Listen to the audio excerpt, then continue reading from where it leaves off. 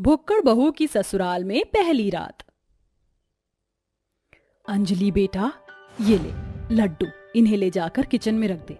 मैंने पूजा में सबके लिए प्रसाद बनवाया है। पूजा हो जाने के बाद सबको ये लड्डू प्रसाद के तौर पर दियो, समझी? ठीक है माँ। यार, ये मोतीचूर के लड्डू दिखने में कितने टेस्टी लग रहे हैं। एक काम करती हूँ, एक लड्डू खा लेती हूँ। अंजलि प्रसाद में से एक लड्डू उठाकर खा लेती है। अंजलि को लड्डू इतने ज्यादा पसंद आते हैं कि वो एक एक करके सारे लड्डू खा जाती है। लड्डू खाकर तो मजा ही आ गया। आज से पहले मैंने इतने टेस्टी लड्डू कभी नहीं खाए थे। अरे ये क्या, मैंने तो सारे लड्डू खा लिए। अब मैं प्रसाद में सबको क्या दूंगी? अगर माँ को पता चल गया तो मेरी तो आज खैर नहीं। सोच अंजलि, जल्दी कुछ सोच, वरना आज तो तू गई। कि तभी अंजलि को एक आइडिया आता है। वो जल्दी से जाकर अपने घर के पास वाले हलवाई से बहुत सारे लड्डू ले आती है और लाकर रख देती है। पूजा खत्म होने के बाद अंजलि सबको लड्डू बांटती है। मोहिनी जैसे ही वो लड्डू खाती है तो वो समझ जाती है कि वो ये लड्डू नहीं है जो उसने बनाए थे। जिसके बाद मोहिनी अंजलि से इस बारे में बात करती है।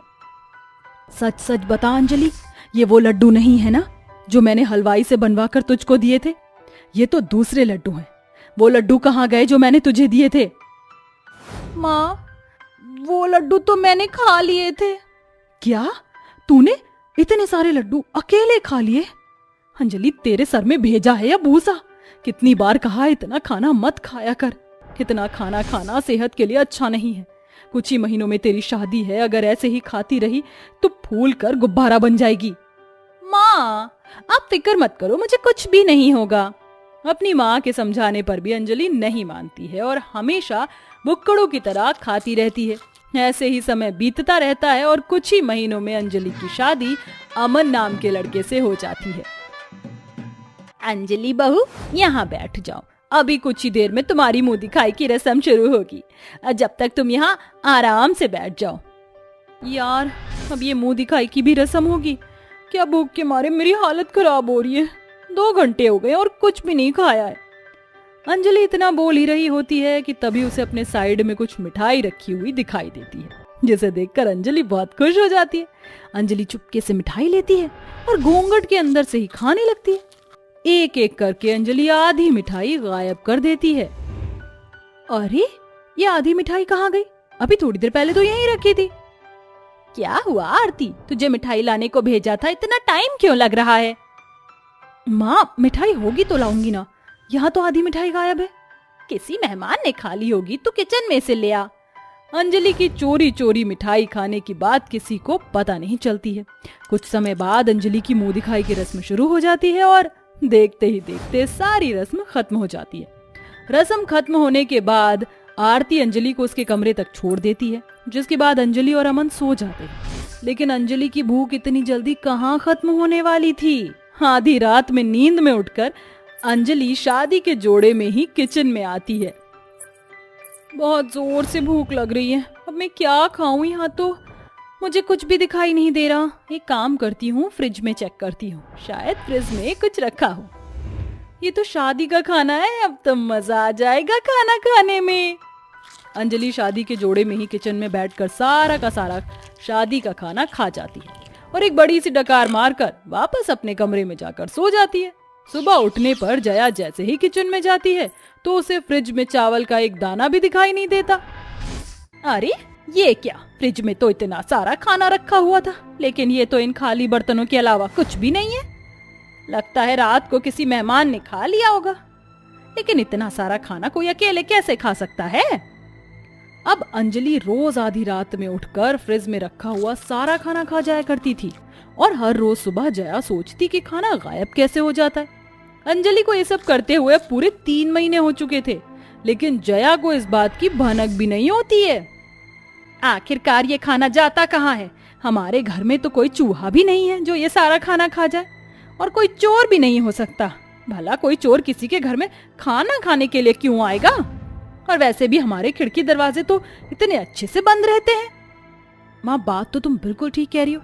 हम एक काम करते हैं, हम किचन में सीसीटीवी कैमरा लगा देते हैं। रात में खाना जाता कहाँ है हमें आसानी से पता चल जाएगा कि खाना चोर है कौन।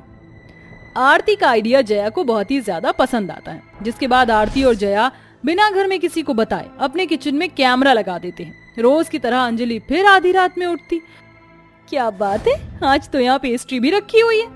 अंजलि कुछ ही देर में सारा खाना और सारी की सारी पेस्ट्री खा लेती है और जाकर अपने कमरे में सो जाती है। रोज की तरह जब जया फ्रिज खोलती है तो उसे खाने का कुछ भी सामान दिखाई नहीं देता, जिसके बाद जया और आरती जाकर सीसीटीवी की फुटेज चेक करते हैं, जिसमें वो देखते हैं कि रात में कोई और नहीं, अंजलि ही सारा खाना खाकर गायब करती है, जिसे देखकर आरती और जया बहुत हैरान हो जाते हैं और जाकर अंजलि से इस बारे में बात करते हैं। अंजलि बहू, क्या तुझे पता है कि रात में फ्रिज में से सारा खाना कौन खाता है? नहीं माँ जी, मुझे कैसे मालूम होगा, मैं थोड़ी ना रात में जागती हूँ जो मुझे पता होगा। लेकिन हमें पता है कि सारा का सारा खाना आखिरकार कौन खाता है। इतना कहकर आरती अंजलि को लैपटॉप में कैमरे की फुटेज दिखाते हुए कहती है, जिसमें साफ साफ अंजलि खाना चुरा कर खाते हुए दिखाई दे रही थी। बहू, अगर तुझे ज्यादा भूख लगती थी तो तुम हमें बता सकती थी, हम तुझे कौन सा खाना खाने से रोक देते। मैं तुझे खुद खाना बना कर देती, तुझे ये चोरी चोरी खाने की क्या जरूरत थी। और बहू, तू इतना सारा खाना खाती है तो जानती है ना, ज्यादा खाना खाना हमारी सेहत के लिए बिल्कुल भी अच्छा नहीं है, इससे हमारी सेहत पर बहुत बुरा असर पड़ सकता है। अगर तुझे ज्यादा भूख लगती है तो तू जूस या फ्रूट्स भी खा सकती है। माँ जी, आप मेरी फिक्र मत कीजिए, शादी से पहले भी मैं इतना ही खाती थी, लेकिन मुझे आज तक कुछ भी नहीं हुआ। आज तक होने का मतलब ये नहीं है भाभी कि आपको आगे भी कुछ नहीं होगा। आरती माँ जी, आप फिक्र मत कीजिए, आप जैसा सोच रही हैं वैसा कुछ भी नहीं होगा। अपनी सास और नंद के लाख समझाने पर भी अंजलि नहीं मानती है और रोज भुक्कड़ों की तरह खाना खाती है। ऐसे ही समय बीतता रहता है। अब धीरे धीरे अंजलि का वजन बढ़ने लगता है, जिससे अंजलि का शरीर बहुत ही ज्यादा मोटा हो जाता है। अंजलि को चलने में भी काफी परेशानी आती है।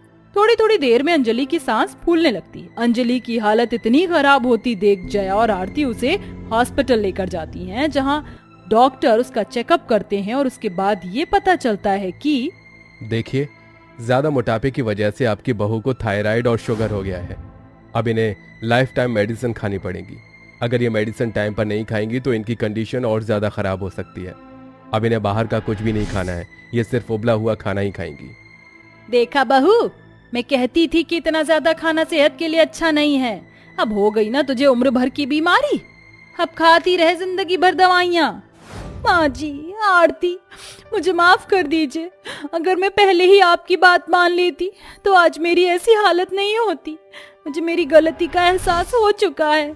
आरती और जया अंजलि को माफ तो कर देते हैं, लेकिन अब अंजलि को जिंदगी भर के लिए ही एक अच्छा सबक मिल चुका था। अब अंजलि की जिंदगी में कोई ऐसा दिन नहीं था जिस दिन उसे दवाई ना खानी पड़ती हो। अंजलि अपने आप को ठीक करने के लिए अब रोज दवाई खाती थी।